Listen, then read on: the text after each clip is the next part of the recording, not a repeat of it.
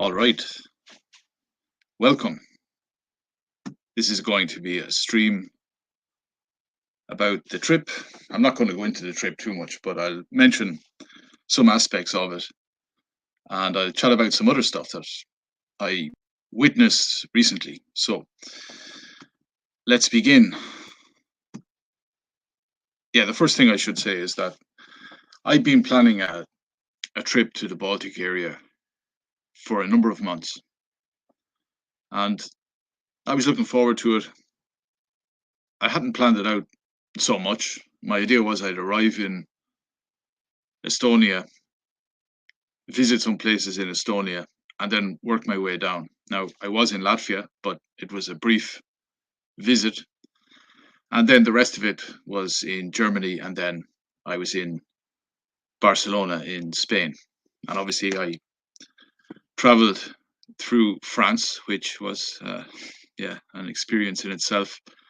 I felt like a complete foreigner in France. And I'm sure, anyone who's visited France in the last number of years will have felt like a foreigner in France, especially if you were in one of the big cities. It's incredible what's happening there and what's happening everywhere, but in France particularly. So yeah, that was the idea anyway. I would travel. I'd never been to the Baltic region, and there was an idea as well when I booked the airline ticket and I booked a hostel for a few nights. There was a sense, and it's kind of pathetic really, but there was a sense that I was getting away with something, that I was slipping through the net. And I say it's pathetic, but it comes on foot of what's been happening over the last number of years. People not being allowed to travel, people not being allowed to fraternize, etc., etc. All these rules and regulations that came about overnight. So yeah, um, that was it. I felt I was like a secret agent going away to visit unknown countries. And I'm sure anyone who has traveled in let's say this year, or maybe you've traveled last year, you probably have the same feeling that, if you weren't willing to take, the vaccines, you weren't willing to go through the silliness of getting something shoved up your nose. Obviously, that meant you weren't going to fly to, well, practically anywhere. So you were stuck. You were stuck. And now that those restrictions for the moment have been lifted, there is the sense that you're free again. Uh, as I say, it is pathetic to think that way. But after the last number of years, all the propaganda, all the fear porn, all the pressure, the idea of booking an airline ticket and being able to move from one country to another is, it feels like a privilege, and it shouldn't feel like a privilege, but that's what it does. So there is one person here in the live chat, Nusamak. You're very welcome. I'll talk about a few things. So I did mention things in the series, and I didn't really go into them in that much detail. So some of them I will mention now. And one that I wanted to talk more about was in Dresden, when I was approached by the two migrants, the two Arabs. And after some people had watched that video, they told me, you were lucky. Those guys wanted to mug you, they wanted to beat you up and rob you. And that's true. That's true. I think that was the intent, because as I said in one of the later videos, when I looked back, they were watching me before they arrived at the zebra crossing, at the juncture. They were eyeing me up. And the thing about, I couldn't really understand them, to be honest. But I thought they were telling me because they were speaking. I don't even know what language they were speaking. To be honest, I don't even know if they were speaking in Arabic. Was it some ghetto dialect that they've come up with? I don't really know. But they seemed frustrated. That was my impression, and I presumed they wanted my phone, and I presumed it was because they thought I was recording them,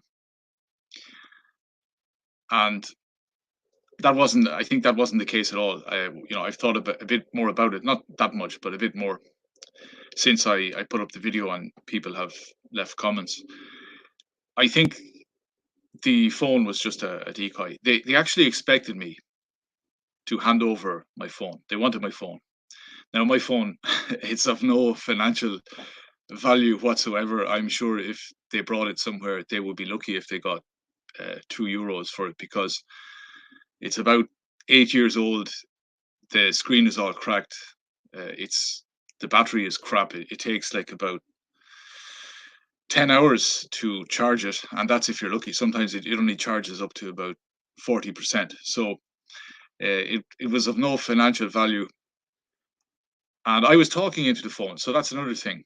For all they from their vantage point, I could have been doing I don't know, FaceTime or whatever.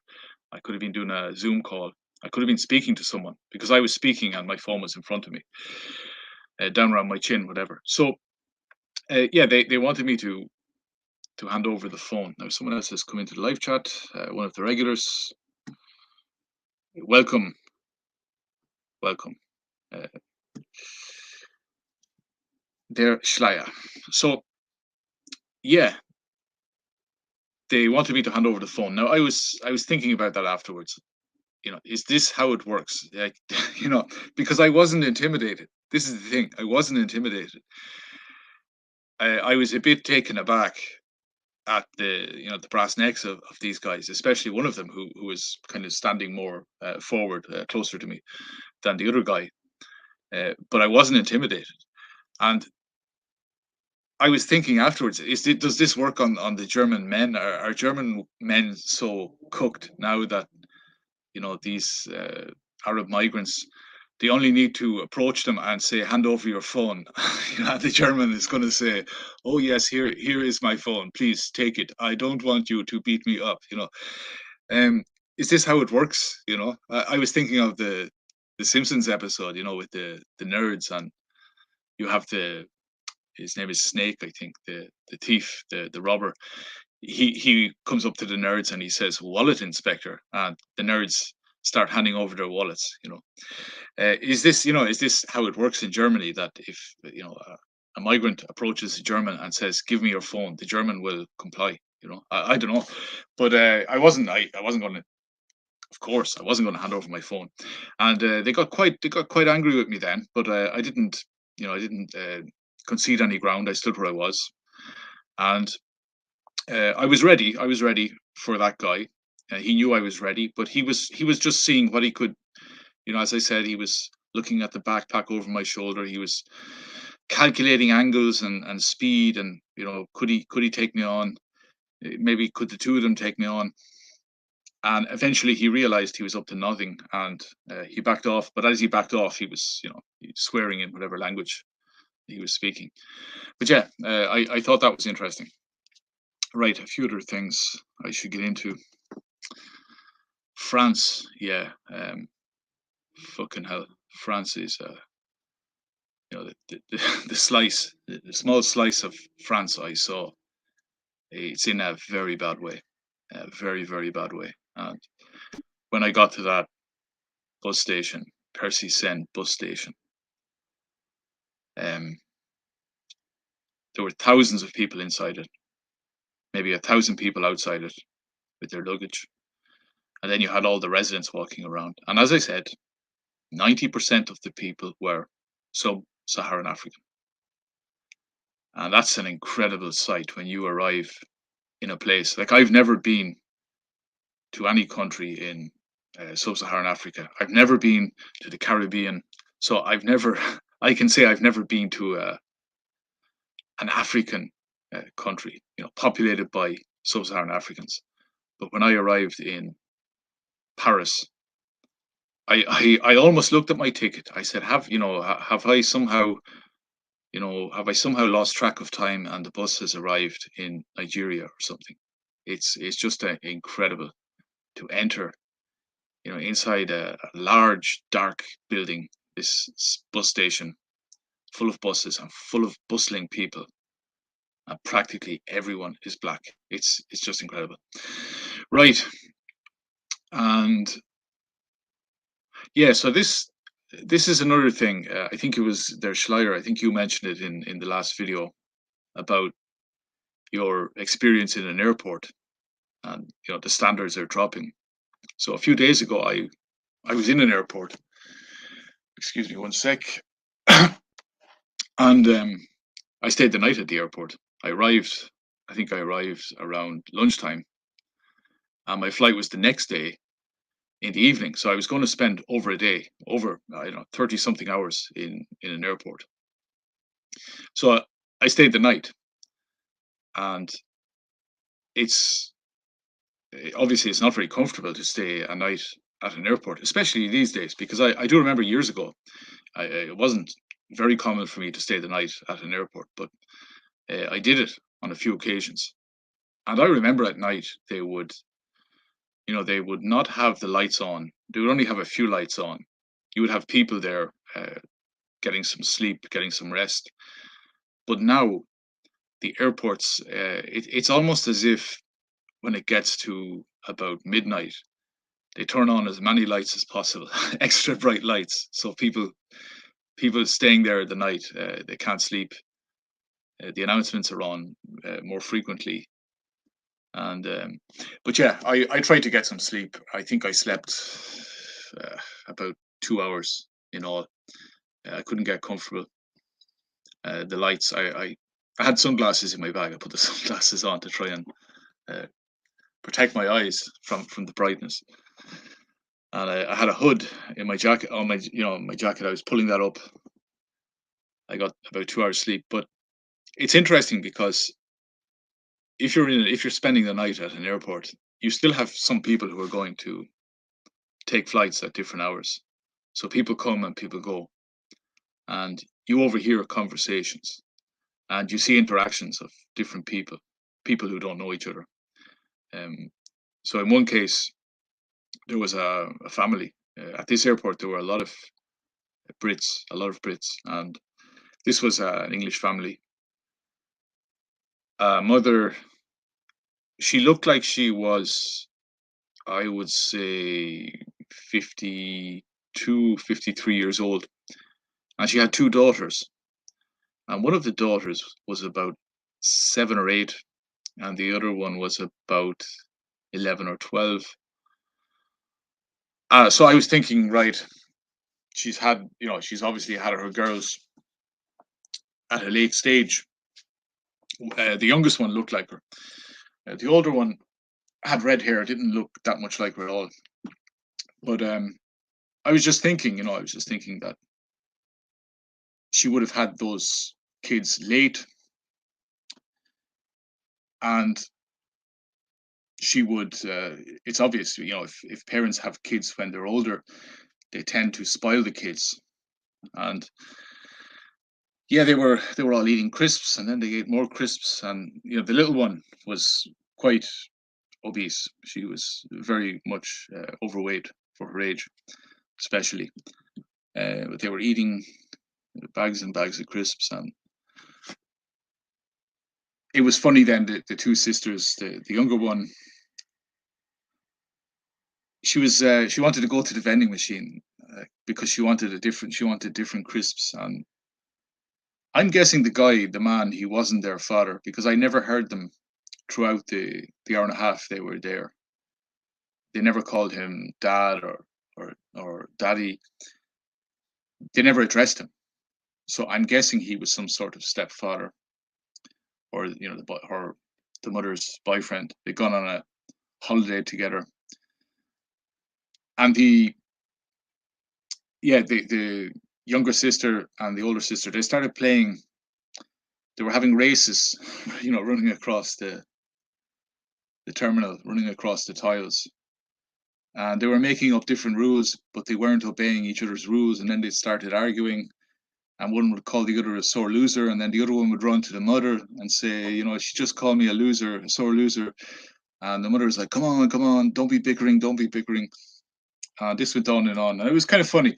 But there was one stage where the little sister, she went off exploring a bit, and as she was walking back, she was walking in a very funny way, a very eccentric way. She was swinging her arms and moving her head side to side, and the older sister was on her tablet, and she looked up and saw her in the distance, and she said to her mother, look at her, look at her. Why is she walking like that? Why is she walking like that?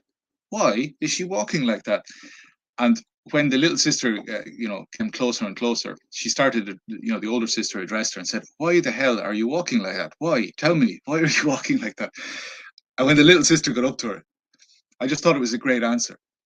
She kind of looked at her and smiled and said, I don't know. And I just said, that's very good. So yeah, that was just a family that were there. There was this was a part of the airport where you had plugs for charging. I think it was one of the only parts in the terminal where you could actually charge something. There were no sockets anywhere else. And there were a few people. There was an African guy, very young fella. He was there, and this English couple came. I'm guessing they were in their 40s, and they were very animated. So they would have come at about, I don't know, let's say 1 o'clock in the morning, maybe 12:30 or 1 o'clock in the morning. They arrived with their bags, and they were laughing and slapping each other on the back, and they looked like they were having a great time. And then they said to to people in general, to us, we've just missed our flight. They wouldn't let us on. They said we were drunk, and they looked quite drunk. They looked quite drunk, and I was thinking, oh, I'm sure it's going to be a barrel of laughs now. But when these two sober up, they're going to be really pissed, as in pissed off, at losing that flight because it's going to cost them. But they were still in a state of intoxication. It was still all hilarious that they hadn't been allowed onto the plane. And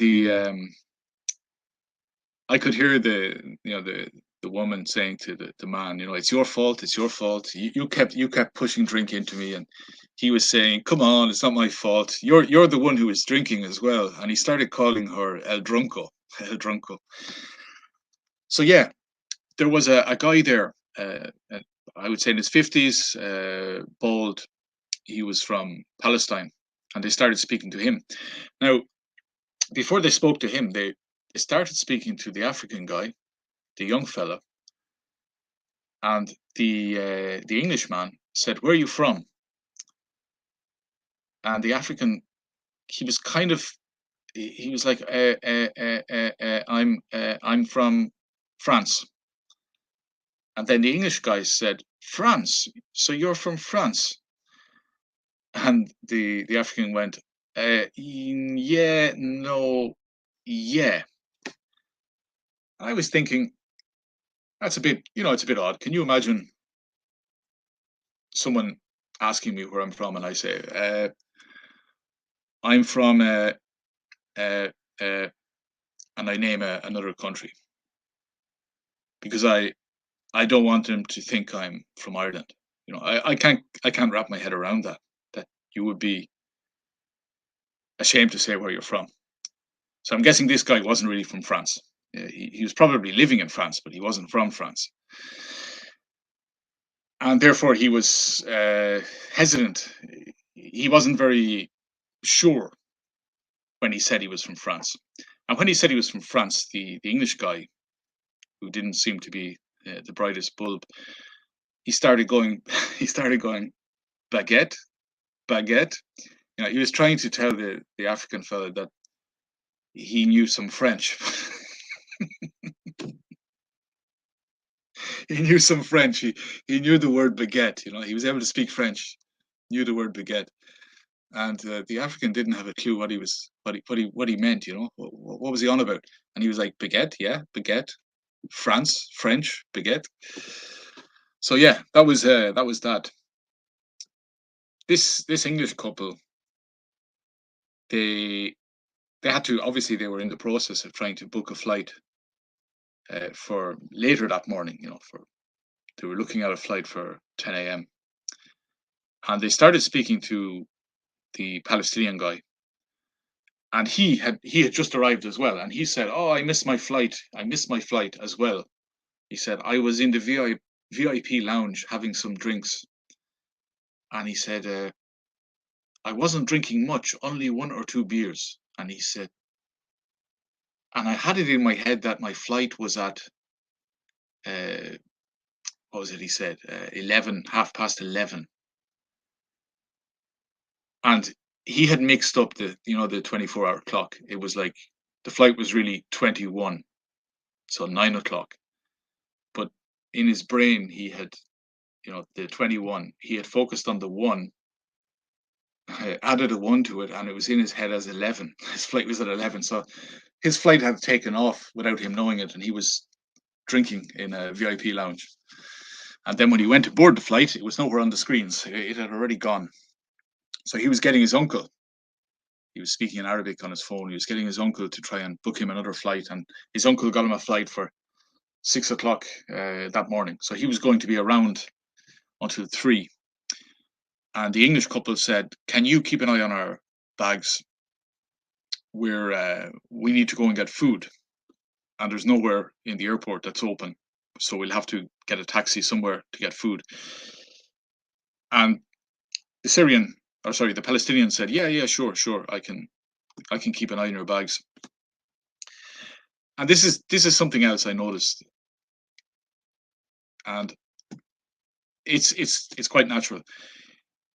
If English isn't your first language, native English speakers, especially those who have never tried to learn another language, they'll think you're a bit stupid because maybe you speak more slowly than they do.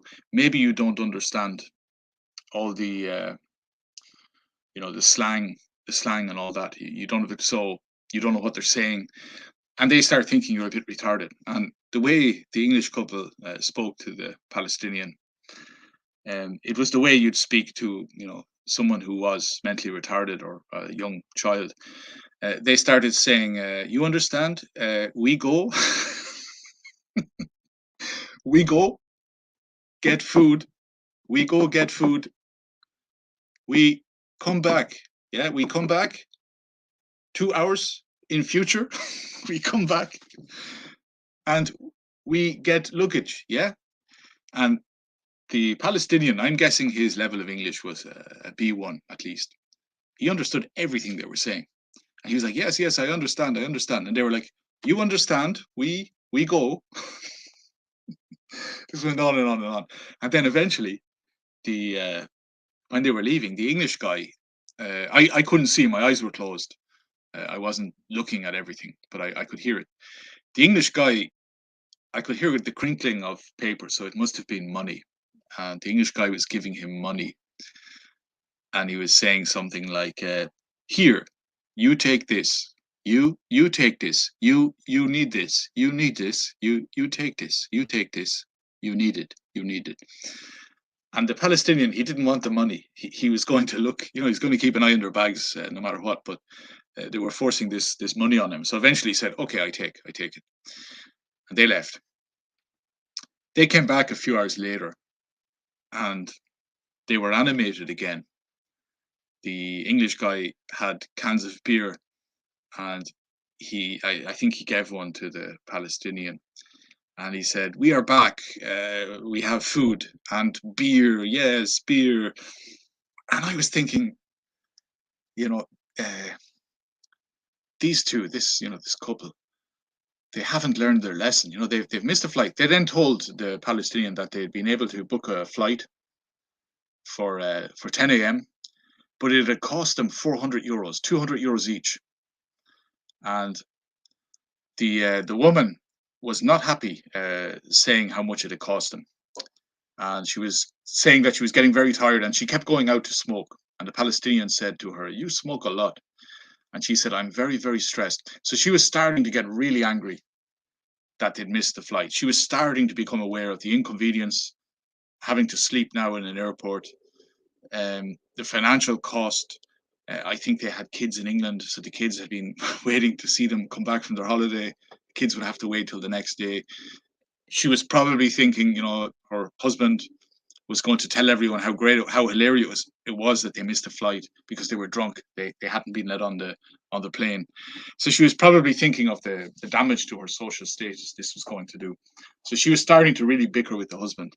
And he was still kind of in holiday party mode. So yeah, I was wondering that they eventually went around the corner. They said they were going to sleep, and I was wondering, I said, I wonder will they miss the morning flight as well? Will they be, are they going to spend the night just drinking and they won't be able to get on? And they didn't seem like very wealthy people.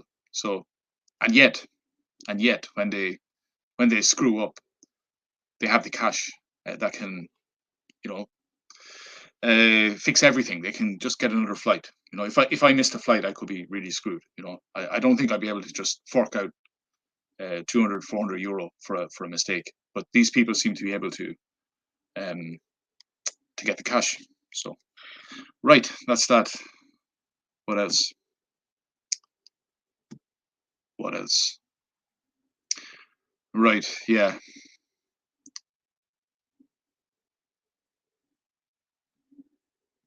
So when I was at the airport, the only place that was open for food was Burger King. So I went there when I arrived, and I went there the next day before I went through security. And on both occasions, it took me. Now the place wasn't very busy. It wasn't very busy. They didn't have many customers, but it took about half an hour to get the food. And I noticed while I was waiting for the food, a lot of customers were going up with their food on a tray saying, sorry, I ordered such a thing and you gave me such a thing, or sorry, you're supposed to have included a sauce. I paid extra for a sauce. I don't have the sauce. And this was one of the reasons why the service was so slow, because the service was so poor that customers had to keep going back up to get things changed. And yeah, so the idea of fast food is becoming a thing of the past. Uh, it's now slow fast food all the way. And that's it. I don't think I've more to say. If anyone has anything to say in the live chat, I don't think there's much happening there. I will call it a night, and this will be the end of the series. There were other things I wanted to discuss, but I've forgotten what they are, to be honest. So I think I'll leave it there. That is the end of the July Baltic Tour series. I hope you have enjoyed it. And if I can, next summer, I might try something similar. I might travel to a different region and record a few videos. Until soon. And oh, 1 second. Wonderful. I got a positive comment here from Nusamak. The whole journey was very interesting. Well, thank you, Nusa, for the positive feedback. And thanks to everyone who liked the videos and who left comments, etc. That's appreciated too. I should mention as well. I'll do this before I finish. Let me find this channel, because two people. I'm not on Telegram, etc. I am on Twitter, and two people in total, of their own volition, promoted the July Baltic Tour series. And one of them was Southern Nordic. So I'm going to paste his channel into the live chat. I recommend people check out his channel. I'm a big fan of his work. I think he's a very reasonable voice. He offers something that few others do. So that's Southern Nordic. I'm sure most of my subscribers are already subscribed to him. But if you're not, I do recommend you subscribe. Check out his videos. He has a great video. It must be from a year ago. He's a good storyteller. He talks about how he was driving his truck past a property, and he saw a grandmother and a granddaughter walking down a garden. It's just so well narrated. He's going in one direction, they're going in the other direction, and he talks about the idea of the past and the future. And I'm not going to give it justice by trying to describe it. If you can Southern Nordic, if you can leave a link to that video in the comment section whenever you come across this video, and I'll promote it. It's a great video. And the other one is, let me see if I can find the channel. These are the two people who helped to promote the Baltic Tour series. Right. Okay, and the other one is a channel. It's mostly video clips of animals at the beach. And it's from Sonia, who also promoted the Baltic Tour series. She sent out some tweets, etc. I think on her channel she promoted it in the community tab section, whatever. So I will put links in the description of this video for those two channels, and no other links at all, just those two links. So I recommend people check out their videos. And let's see, there is another comment here, sorry, two more comments. Right. Bye Daddy, love this series, my man, please keep the videos coming. Thank you. I've enjoyed your comments too. I've seen them coming through, so thank you. Bye Daddy. And the Schleier asks a question that could keep me here for a few more minutes. I'm going to get a sip of tea, and then I'll try and answer it.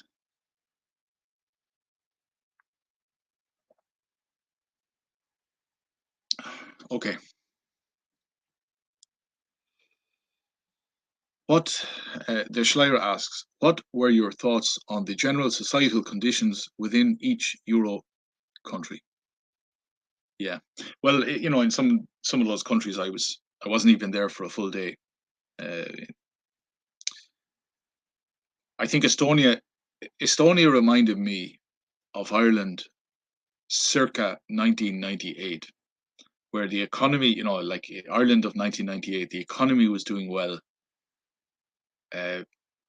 Irish people had, especially young people like myself back then, we had the sense that we were going to have a great future. Everything was bright. We were becoming modern, and we were still 99% Irish, And that's the sense I got in Estonia. It felt like Ireland 1998. So that within the next few years in countries like Estonia, they're going to change demographically. And in the case of Estonia, as I mentioned, you already have two communities in Estonia. You have the Russian community and you have the Estonian community. And you have two languages. Essentially, you have two languages. I would say you have two regions. You've Eastern Estonia and Western Estonia. Western Estonia is more, native Estonians, and Eastern Estonia is more ethnic Russians. And there are even cities, because I was looking at visiting some other cities, and some of them, there was one mining city, I can't remember the name, but let's say 80 years ago, that was 90% ethnic Estonian. But under the Soviet Union, when they wanted mine workers, they just moved in a lot of Russians, and in a very short space of time, that became majority Russian at that city. So yeah, these are some interesting things. But overall, I was in Riga not even for 24 hours, but I got the feeling that there was something darker there. it didn't seem as nice as Tallinn. Um, I'm sure there are nice parts to Riga. What I saw didn't really impress me that much, but it's still demographically, it's still European, more or less. So yeah, the Baltic countries are nice. I didn't visit. I passed through Lithuania. I was in Lithuania just for, I don't know, 40 minutes waiting for another bus. I would like to visit Lithuania as well. Poland, I was there for a brief few hours. It looks like it's, from what I saw, it looks like it's becoming a bit more multicultural. It was Warsaw, so the capital. I was in Poland a few times. Back, I don't know, around 2015, give or take. And it's a nice country. The people are nice. But I heard that Poland is starting to change. And this is the problem, when you become, I don't know, when you open yourself up to global markets, it's practically impossible to maintain your ethnic group and your culture. It's the unfortunate thing. Right, and what was the other thing you asked? Right, so I've already mentioned about France. France is just a disaster.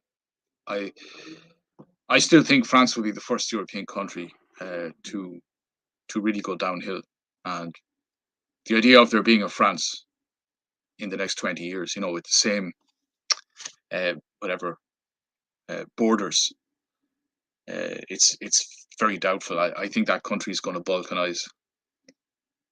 The numbers are just overwhelming. So yeah, France. That's what happens when you believe in égalité, etc. When you have that mindset, you're open to every sort of infection. Germany, Dresden. Yeah, I mentioned it in the videos. It's now like in the city center, 40% of the men are Eastern, Middle Eastern, or from the Indian subcontinent, etc. Afghanistan, maybe. Yeah. What do you do? What can you do when your numbers have dwindled so much? When your young men are now a minority in a city like Dresden? What can you do? And the sad thing about Dresden was when you saw a lot of the young German men are covered in tattoos, and they're just drinking cans in and around the train station. So they're in a very bad condition themselves, and you see that. I saw that a lot when I was in Riga. A lot of young people just middle of the day, middle of the evening, walking around getting hammered on cans of cider and beer, and they're covered in tattoos and piercings. This is what happens when you don't have collective identity, when you believe in individualism, and you more or less turn your body into a billboard of nothingness, just covering yourself in endless graffiti. It's very sad, but this is what happens, and this is what happens when you have too much comfort. And I don't think I have any more comments. Let's see. There's another one. Let's see. By Daddy, you have hit on a great format. Everyday anecdotes told in an entertaining style and at a nice length. Yeah, thanks again for the positive feedback. I had no real. My idea was I just thought when I travel, if I think of something to say, I'll just record it on the phone, and that's it. And that's why in some of the videos I think are like maybe one of them might be 1 minute long, and then you could have another one that's half an hour long. So they definitely vary in duration. All right. There's Schleier. I have not been to Eastern Europe. Poland is undergoing diversification. Yeah, it sure is. And Poland. This is something I noticed as well. Like you're going to have in the Baltics now, you'll have a lot of native people from the Baltics who can now travel freely. They can travel. They can go on holidays to Spain. They can go to the Canary Islands. They can go to Italy. They can go to Paris. I don't recommend they go to Paris, but they can go to Paris. They can go to London. They can go. I'd say in the last number of years, the majority of the people here now have the opportunities to travel, and with that travel, and I love traveling. I love traveling. I would like to go anywhere really. I like learning about different parts of the world, and even different people, different ethnic groups, even different races. I like hearing different stories. The problem is you then open yourself up to you know these universalist ideas that we're all equal, we're all human beings, and that's a very dangerous thing. It might sound nice, it does sound nice, but it's a very, very dangerous philosophy to have, because then if we're all one, then why shouldn't you be able to move people from a very poor part of the world into your part of the world? Right, the Schleier. France is tot. Yeah, does that mean France is dead? Is tot dead in French? Uh, France is done. Yeah, it's sad to say. When you think of culture, art, food, you know, there are two countries in Europe you'll think of. One is France and one is Italy. When you think of sophistication and all this, you think of France, and that's the jewel in the crown, and that's gone. France is gone. It'll come back. Obviously, history never ends. It'll come back in some other form, but the France we have in our heads no longer exists. It's gone. Right, by Derry, materialism, the root cause of the destruction of Ireland. Absolutely, absolutely. And I said it in previous videos. Like I was in school when the Celtic Tiger started,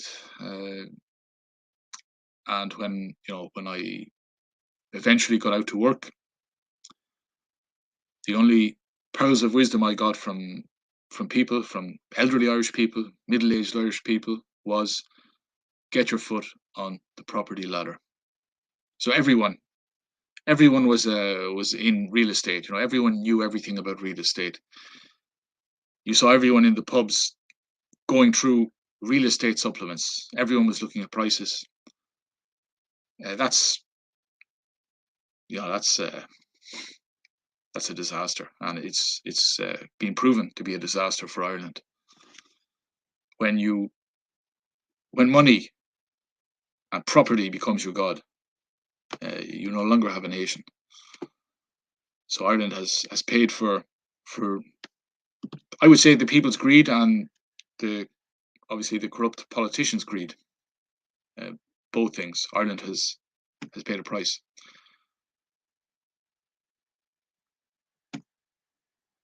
Schleier, indeed, our leaders have been compelling us to slaughter our own Eurofolk for centuries, perhaps even millennia. Yeah, that's a very good point. And recently, I was reading. I haven't finished all of them. I have it here actually on my desk. They're short stories by a French writer from the 1800s called Guy de Maupassant. And one of the short stories, I might actually do a reading of it. I don't know. I'm reading this in Spanish, but it should be. I'm guessing the English translation is crazy because it's loco in Spanish, and it's a brilliant short story. Very, very dark, but it's about a judge. He's a judge in some town, and he's lived an exemplary life. And when he dies, all the villagers, the government, they pull out all the stops to give him a great send off. They have soldiers in uniform, and all the citizens turn out wearing the nicest clothes. his coffin is carried to the graveyard, and later they find that this guy has left behind a notebook, and in the notebook he writes. It's like a diary, and he writes what he's been up to, and he's actually been murdering people, and he it had become an obsession for him, the idea of taking life and strangling people, and he starts off on he kills his servant's finch. He takes it out of the cage and crushes it with slowly but surely with his hand. And then I think then he kills a dog, and then he kills a boy, and then he kills a man. And when he kills the man, well, actually no, you know what? I'll do a separate. I'll read that short story. It's definitely worth reading. And I was reading this, and I was thinking, this is the great thing about literature, and short stories. They get to the point, and they're always relevant. They're always relevant. You think because some man is a judge that he's impeccable, that he can't do any wrong. These are generally the worst people you come across. The people with all the stars and stripes and everything. These are the worst people. So yeah, and in this short story, like in the diary entries, the judge, you can see how he's descended into this position, this role as a murderer. He starts seeing the hypocrisy of the whole legal profession, and from there, he starts thinking, if he starts respecting the people that he executes. So he executes the murderers, but then he starts respecting them because he says they're the ones who, they have this Nietzschean perspective on the world. He doesn't mention Nietzsche, obviously. This is possibly before or maybe during the time of when Nietzsche was writing. But yeah, I'll definitely try and do a reading of that because there's a lot going on in it and it's very relevant. And I think we're coming to the end, right? So